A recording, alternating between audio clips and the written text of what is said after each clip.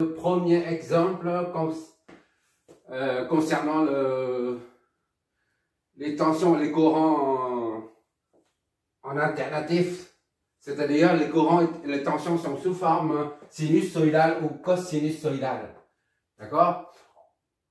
Et on va résoudre ce problème en utilisant les phaseurs, les réactances capacitives et inductives que l'on a déjà démontré pendant les 3 premières vidéos. On a démontré le phaseur, d'accord? On a trouvé ça, le phaseur. Primo. Secondo, c'est la réactance inductive, qui est c'est J oméga L. Et enfin, la réactance ou capacitive, c'est 1 sur J oméga C. Voilà. Il y en a qui appellent ça impédance, d'accord? Impédance inductive et impédance capacitive. Je préfère réactance ou impédance, peu importe. Ça, c'est le phaseur. On va utiliser ces 3 paramètres-là pour résoudre ce problème. Ça, ce sont des paramètres dans le domaine fréquentiel, d'accord? Parce que le phaseur, c'est toujours un rappel. Un phaseur, ça dépend de la fréquence, d'accord? Donc, pour résoudre ce problème-là, ce petit circuit-là, on a une bobine d'inductance 100 millihenry qui est alimentée par une source de tension qui dépend du temps, d'accord? La variable T qui est là. La source est sous forme cosinusoïdale, dépendant du temps. Maintenant, on va transformer ça, la source du domaine temporel, en une source dans le domaine fréquentiel, d'accord? Pour ça, on va redessiner ça, redessiner le circuit. Là, je reprends le circuit. Là, ici, j'ai mis la source de tension et la bobine. On met la réactance. La réactance, c'est ça, XL. Ici, c'est inconnu, là. Déjà, on met L est égal à 0,1 Henry, d'accord? Voilà.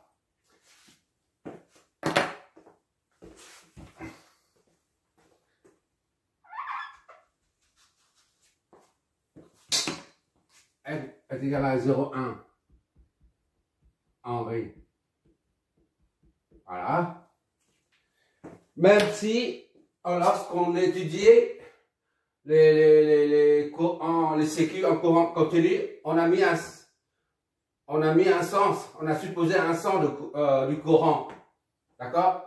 Si on met un sens comme ça, là, au départ, I, et qu'on trouve I est égal à 2 ampères, et ben, le sens est bon.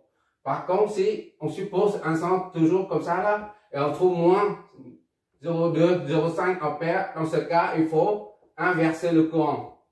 D'accord? Inverser le sens du courant. C'est-à-dire le courant ne circule que dans un seul sens. Soit dans l'un, soit dans l'autre opposé. D'accord? Or, on est en courant alternatif, sinusoïdal, qui change tout le temps. Tantôt positif, tantôt négatif. C'est sinusoïdal. Donc, quant au signal cosinusoïdal, c'est la même chose. Ça fait ça. Tantôt positif, tantôt négatif. Donc, on ne peut pas savoir, on ne peut pas supposer. On ne sait pas comment faire, en fait. Eh bien, il faut bien qu'il y ait une source de tension et puis un récepteur quand même, pour pouvoir analyser. Donc, on suppose toujours, on met quand même un ILT qui va dans ce sens-là. D'accord? Même si ça change tout le temps, on met quand même la flèche du courant. Et à partir de là, on est obligé de flécher la tension. V, N, T. D'accord? Il s'agit maintenant de déterminer le courant INT en régime permanent, ainsi que VNT, puis on déduit le déphasage.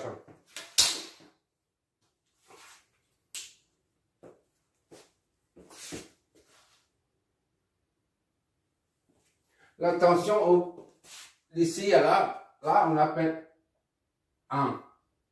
Ah, c'est 0, d'accord? La tension entre 1 et 0 correspond à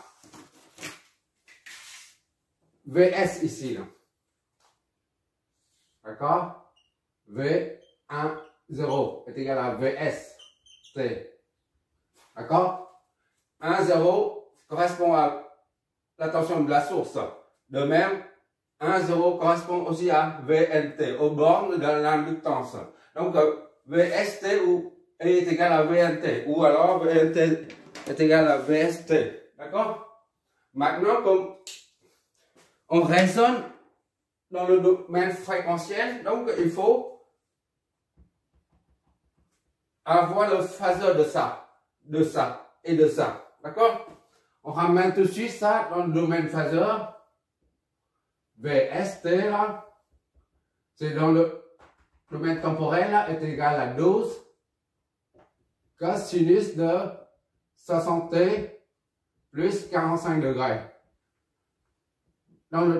Pour le domaine fréquentiel qui correspond à ça là, c'est 12, on met le t disparaît, d'accord?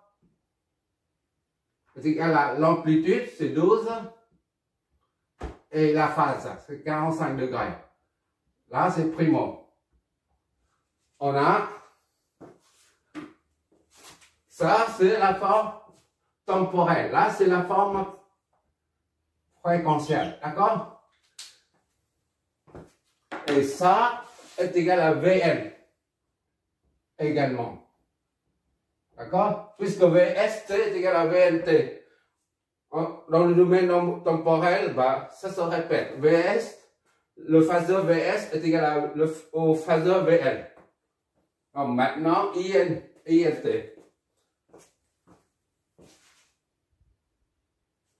Pour trouver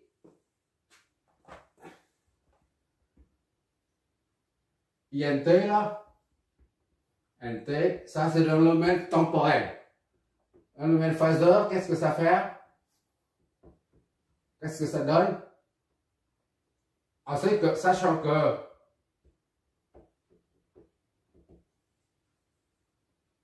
V, L, le phaseur, est égal à XL fois I, L, le phaseur. D'accord? En termes de phaseur, ça c'est le phaseur de tension au banc de la bobine. Ça c'est le phaseur de courant qui passe par la bobine. Et par conséquent, la réactance ou l'impédance, si tu préfères, sera dans le domaine fréquentiel aussi. Ça, c'est un nombre complexe, ça, c'est un nombre complexe, et par conséquent, ça aussi. La preuve est là. J, oméga n, c'est un nombre complexe, d'accord? À partir de là, on en déduit IL. Le phaseur IL est égal à VL sur XL. Soit VL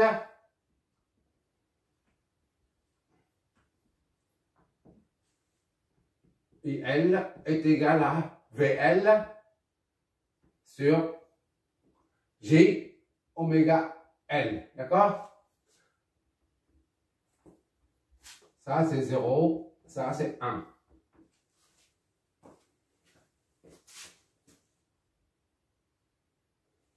À présent, on remplace le phaseur VL par sa valeur. D'accord? IL, le phaseur IL est égal au phaseur de tension. 12, 45, divisé sur XL, divisé par J oméga L.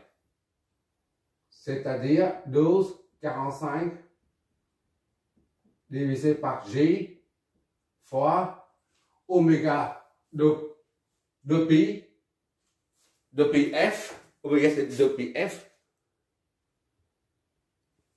de BF correspond à ici, là. Oméga, c'est 60, d'accord? Oméga, là. Plus que cosinus oméga t, plus phi. Phi, c'est 45. Oméga, c'est 60, d'accord? Radians par seconde. Fois 60, fois L. L, c'est 0,1. D'accord? Ça fait 12,45 divisé par 6G. D'accord? Ça fait 2,45 sur G. D'accord?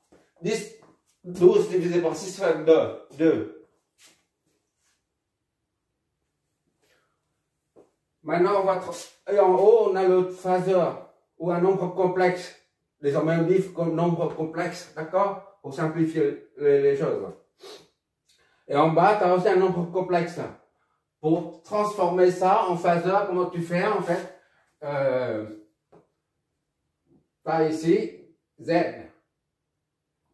D'accord? X, ça c'est G là. Ça c'est G là. D'accord? Ça c'est 1, 2, ainsi de suite. G, 2G, 3G, ainsi de suite. Ici c'est Z, pour le cas général, est égal à 3, 4G. 3 plus 4G. D'accord? Ça c'est partie réelle. 4G. D'accord, jusque là. Et maintenant, tu as la même chose. Ici, c'est G, 2G, 3G, ainsi de suite. D'accord? Disons, tu as ici 3G. Ça, c'est le vecteur. Là, c'est le vecteur que je trouve ici. Là. D'accord?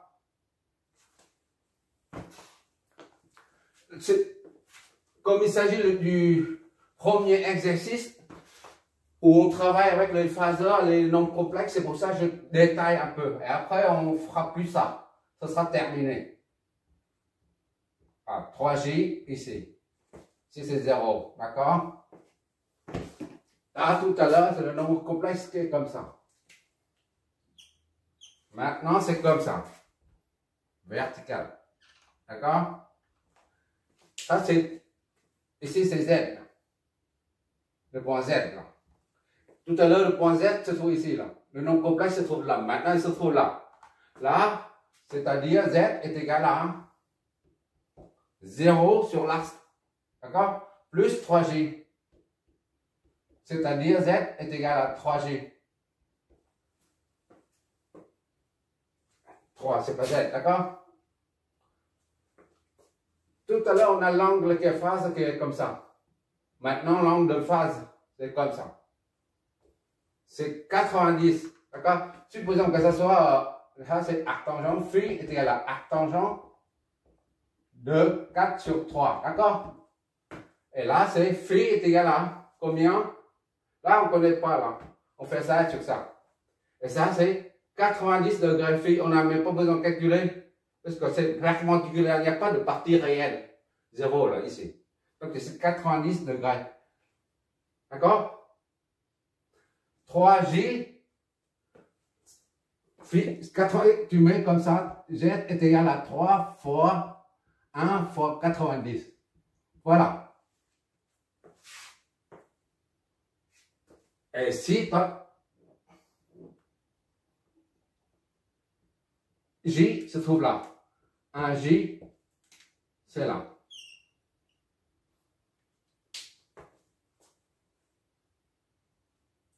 Et bien, le Z se trouve ici.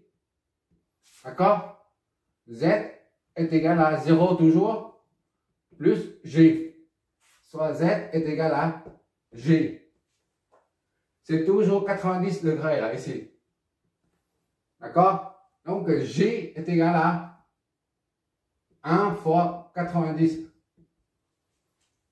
D'accord?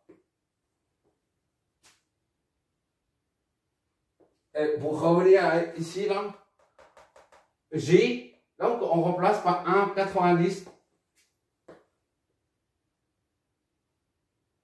Je sais pas si c'est pas, t'es familier avec cette manipulation des nombres complexes. Bon, et L est égal à 2,45 degrés sur 1 fois 90. Pour une multiplication de deux phaseurs, de nombres complexes si tu préfères, on multiplie les modules et additionne les phases. Pour une division, on fait une division de deux, on fait la quotient des deux là, et on fait la soustraction. D'accord? On fait la soustraction. Puisqu'un nombre complexe, ça fonctionne comme un nombre complexe, c'est comme ça, c'est j'ai fait. Or, on sait que exponentielle, l'opération concernant les opérations concernant les exponentielles, EA sur EB est égal à EA moins B. D'accord? EA fois EB est égal à EA plus B. Ça, ce sont des nombres complexes. On peut le mettre sous forme exponentielle. Tu te rappelles, pendant les premières vidéos, on a dit G phi. Ah. D'accord? Est égal à cosinus phi plus G sinus phi. Voilà. Et ça, là, G phi est égal à phi.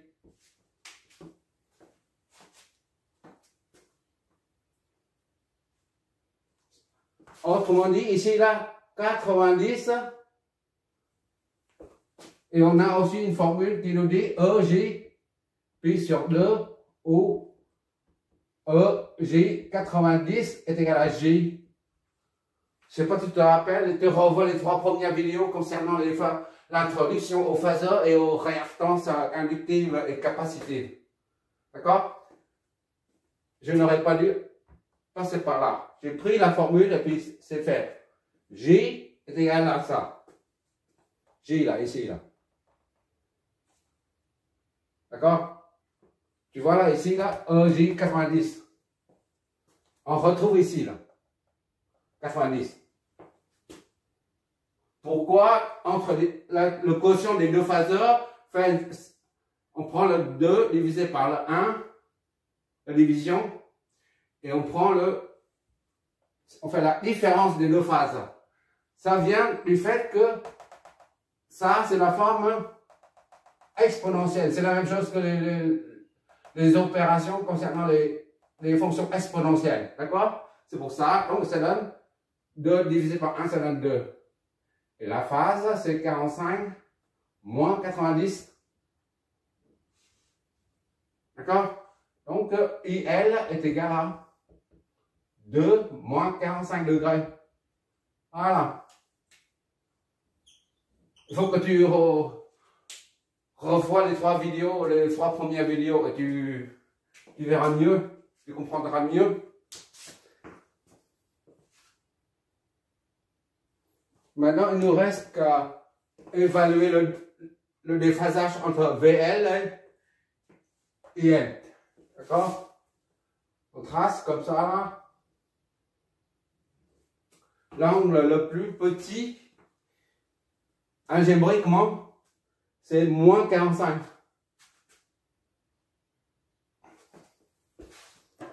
Moins 45. C'est 2. Moins 45. Ok, d'accord? Ça, c'est IL, qui est 2 moins 45 degrés. Et VL, c'est la même chose que VS. D'accord? 12 et 45. C'est dans le... Ah là. 45. Là, c'est...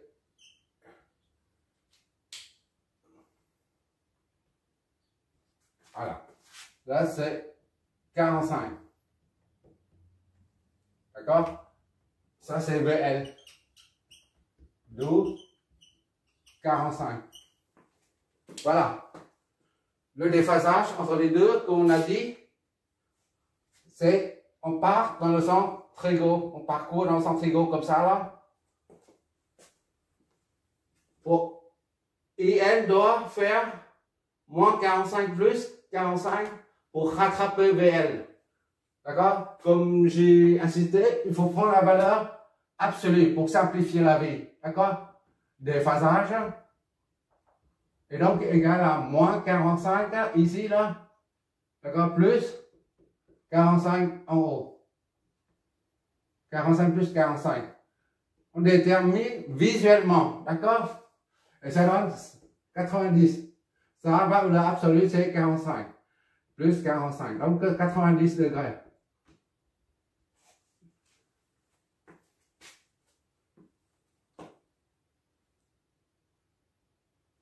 Ça, c'est en régime permanent. Hein. C'est-à-dire, on étudie le courant qui passe par la bobine et la tension aux bornes de la bobine seulement 1 minute après la fermeture du circuit. D'accord? C'est pas à l'instant 0, t est égal à 0, ni t est égal à 0, 1 seconde. C'est au bout de 5 minutes ou 1 heure. Voilà. On se met dans une situation où T s'est écoulé depuis 1 heure. Voilà. Une machine peut fonctionner pendant plusieurs heures continues. Voilà. Le déphasage, c'est 90 degrés. Et NT est en retard. Et elle, en retard de 90 degrés par rapport à la tension VL à ces bornes. D'accord? Il faut la source de tension qui est là. Dès que le courant passe, INT là, le courant passe dedans. Et ça crée tout de suite un champ. Ça génère un champ magnétique qui est en expansion. C'est-à-dire variable quand même. D'accord? Et le fait que le champ varie, ça génère une tension. Ici, là. D'accord? Mais le courant ne passe pas à travers là. Juste entrer par la bobine là, et puis ça génère. La tension se pose directement, tout de suite. Ça stoppe tout de suite le passage du courant. Ce qui fait que le courant ne peut pas passer. Le courant passe un peu plus tard. D'accord? C'est pour ça qu'on dit, et elle est en retard de 90 par rapport à la tension à ces bornes. Voilà. Maintenant, pour exprimer ça, parce qu'en termes, dans le domaine fréquentiel, on ne voit pas grand-chose en fait. C'est très abstrait. Mais il est essentiel de mener les calculs dans le domaine fréquentiel. Quand on a affaire aux signaux, aux tensions, au courant sinus-sinusoïdal, au cosinus-sinusoïdal. En termes génériques, on dit alternatif. Alternatif, ça englobe beaucoup de choses. Il est essentiel et primordial qu'on étudie, on fait des calculs, mener des calculs dans le domaine phaseur, et après on ramène, parce que nous, en tant qu'être humain, on a du mal à visualiser la fréquence. D'accord? La rotation, par exemple, une rotation 200 tours par seconde. Ça, on comprend à la limite. Mais la fréquence, on dit la fréquence. Alors là, la fréquence, nombre de tours. C'est comme R, 50 R par seconde. Ça, c'est la fréquence. D'accord? Mais une période, on comprend mieux. D'ici à là, c'est une période. C'est 20 millisecondes, par exemple. Alors là, on comprend. Et après, une autre période. Ça, on comprend facilement. Deuxième période qui est 20 millisecondes encore. Deux périodes, ça fait 45 millisecondes. Ça, c'est... On peut visualiser. Tandis qu'une fréquence, alors là, c'est très abstrait. D'accord? On calcule, on dimensionne, on met les calculs dans le domaine fréquentiel. Parce que les maths, c'est abstrait. Donc, ça ne nous dérange pas de calculer dans l'abstrait. Par contre, pour visualiser, maintenant, il faut ramener ça là au domaine temporel. C'est-à-dire, Vs, ça donne l'amplitude, on remet VST, VN, aux bornes de la bobine VN, T est égal à l'amplitude 12 cosinus de oméga. La pulsation ne change jamais, elle est constante, c'est 60 T plus 45 degrés. D'accord? Ça c'est en volts. Et ILT, ça c'est le phaseur, nombre complexe, ça donne INT est égal à l'amplitude là, 2 fois cosinus de oméga t, c'est toujours du pareil au même, plus ça, c'était moins 45 degrés. Ça c'est ampère. Ça par contre on voit, d'accord?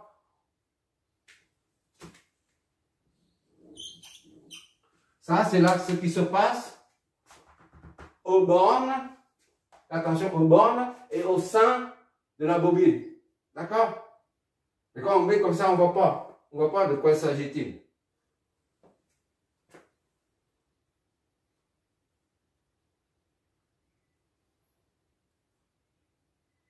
Bon, on va faire un deuxième exemple avec un condensateur.